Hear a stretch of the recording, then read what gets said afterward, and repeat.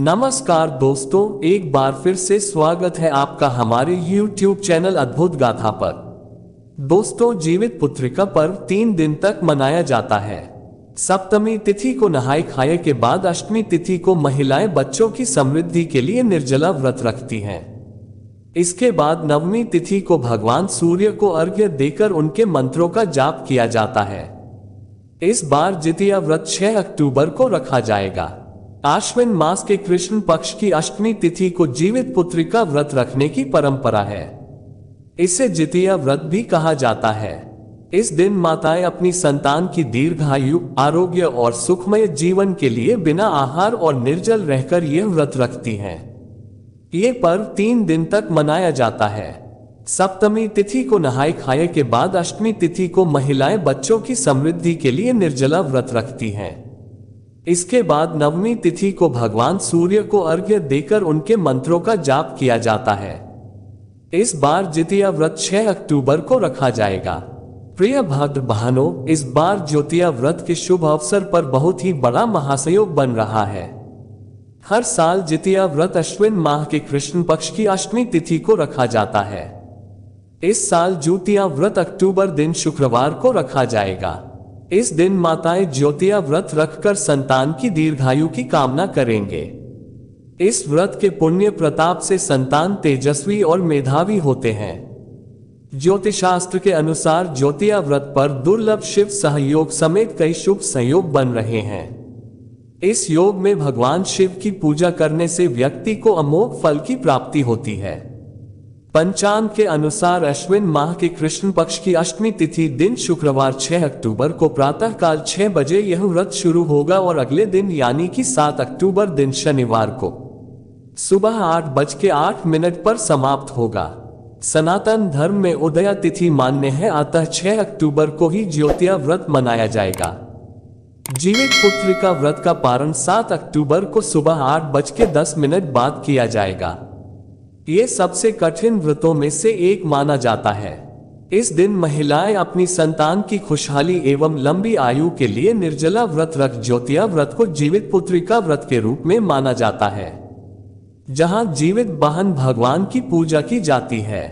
ऐसा माना जाता है कि यह व्रत पूजा करने वाली महिलाओं की संतानों की लंबी उम्र होती है, स्वास्थ्य, सुख, शांति और समृद्धि प्रदान करती है। जीवित पुत्रिका व्रत की कथा महाभारत काल से जुड़ी है। धार्मिक कथाओं के अनुसार महाभारत के युद्ध में अपने पिता की मौत का बदला लेने के लिए अश्वत्थामा पांडवों के शिविर में घुस गए थे। शिविर के अंदर 5 लोग सो रहे थे। अश्वत्थामा ने उन्हें पांडव समझकर मार दिया, लेकिन वे द्रौपदी की 5 संतानें थे। किंतु अर्जुन ने अश्वत्थामा को बंदी बनाकर उसकी दिव्य दृष्टि मणि ले ली। अश्वत्थामा ने फिर से बदला लेने के लिए अभिमन्यु की पत्नी उत्तरा के गर्भ में पल रहे बच्चे को मारने का प्रयास किया और उसने ब्रह्मास्त्र से उत्तरा के गर्भ को नष्ट कर दिया। फिर अभिमन्यु की पत्नी ने ये व्रत किया और इसके बाद श्री कृष्ण ने शिशु को फिर जीवित कर दिया। गर्भ में मरने के बाद जीवित होने के कारण उस बच्चे का नाम जीवित पुत्रिका रखा गया। तभी से महिलाएं अपने बच्चे की लंबी उम्र के लिए ये उपवास करती है। प्रिय भक्त गणों, पहले आइए जान लेते हैं ज्योतिया के कुछ नियम और विधि। आइए जान लेते हैं नहाया खाया। नहाय खाया 5 तारीख से ही शुरू होगा। इस दिन कहीं कहीं पर महिलाएं सुबह स्नान आदि करके दिन में अपनी इच्छा अनुसार 1 या 2 बार खाती पीती हैं और कहीं कहीं पर इस दिन बिना कुछ खाए पिए या सिर्फ पानी या नारियल पानी का सेवन करें। पूरे दिन उपवास रखा जाता है। शाम के समय पूजा करें। महुआ की लिट्टी, गेहूं के आटे की दूध, पिट्ठी, देसी मटर करी, दोहरी की सब्जी, पकौड़े, काशीफल की सब्जी, खीरे, रायता और न जाने कितने व्यंजन खाए जाते हैं। ये तो बात रही नहाया खाया की। शाम को यही सब खाकर महिलाएं अगले दिन व्रत रखती है। जितिया व्रत के कुछ नियम। जो भी महिलाएं जितिया व्रत रखती हैं उन्हें व्रत के दौरान संयम रखकर व्रत का पालन करना चाहिए। व्रत के दौरान गलत विचार मन में न आने दें और किसी का भी निराधार ना करें। वक्त में तामसिक चीजों का इस्तेमाल ना करें। कहीं कहीं पर देखा जाता है कि महिलाएं मछली खाती हैं, लेकिन यह उचित नहीं है। इस दिन मछली इत्यादि का सेवन ना करें। इस दिन आप व्रत करने से पहले कुछ अच्छा सात्विक और पौष्टिक भोजन करें, जो कि अच्छे से पच सके। फिर अगले दिन व्रत का प्रारंभ करें। बहुत सी जगहों पर इस दिन महिलाएं सरगी ग्रहण करती है। जीवित पुत्रिका व्रत की शुरुआत नहाया खाया से होती है। ये व्रत का पहला दिन होता है। निर्जल व्रत से एक दिन पूर्व नहाया खाया किया जाता है। इस दिन पूरे घर की साफ सफाई करना, स्नान आदि के बाद स्वच्छ वस्त्र पहनने चाहिए।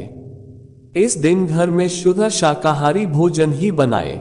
नियम अनुसार नहाया खाया के दिन लहसुन, प्याज या तामसिक भोजन नहीं करना चाहिए।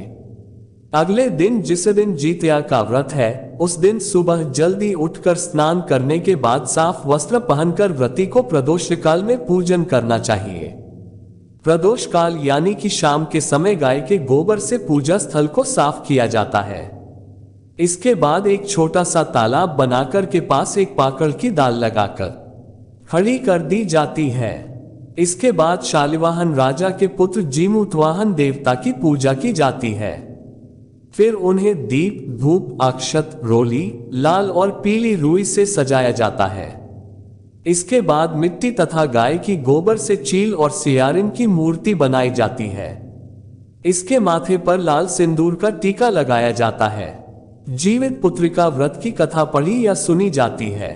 माँ को 16 पेड़ा, 16 धूप की माला, 16 खड़ा चावल, 16 गांठ का धागा, 16 लौंग, 16 इलायची, 16 पान, 16 खड़ी सुपारी और श्रृंगार का सामान अर्पित किया जाता है।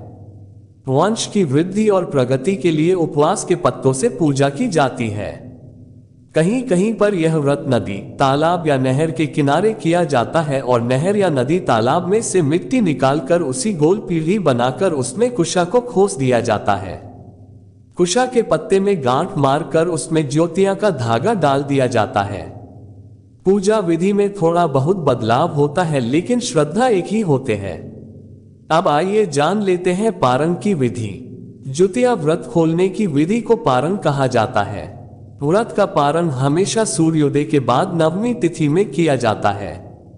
जीवित पुत्रिका व्रत का पारण 7 अक्टूबर दिन शनिवार को सुबह 8 बजे के बाद किया जाएगा। आप 8:10 के बाद अपना व्रत खोल सकते हैं और पानी इत्यादि पी सकते हैं। कहीं कहीं पर लोग इसे खर जुतिया भी करते हैं, यानी कि 1-2 घंटे और ज्यादा लेट करके वह इस पारण तिथि को करते हैं ताकि उनका व्रत हो जाए। अपनी अपनी श्रद्धा के अनुसार, कार्य क्षमता के अनुसार लोग इस व्रत को करते हैं।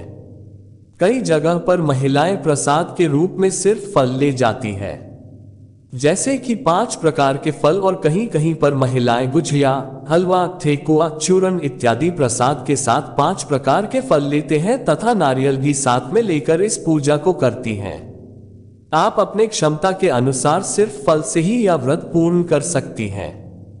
प्रेम से बोलिए जय हो ज्योतिया माता। जीवित बंधन बाबा की जय। ओम नमः शिवाय। प्रिय भक्तों, उम्मीद करती हूँ आज की यह व्रत विधि जानकारी तथा ये कथा आपको बेहद ही पसंद आई होगी। अगर आपको ये कथा पसंद आई है, हमारी जानकारी पसंद आई है, तो आप हमारे वीडियो को एक लाइक कर दीजिए और साथ ही चैनल को सब्सक्राइब करके कमेंट में प्रेम से जय श्री जय ज्योतिया माता, जय हो ज्योतिबंधन बाबा अवश्य लिखेगा। ज्योतिया माता आपके संतानों का मंगल करे और लंबी उम्र दे। ज्योतिया माता हर माता की गोद भरे और उन्हें सलामत रखे। इसी मनोकामना के साथ आज के लिए इतना ही। मिलते हैं अगली वीडियो में, तब तक ले लिए नमस्कार।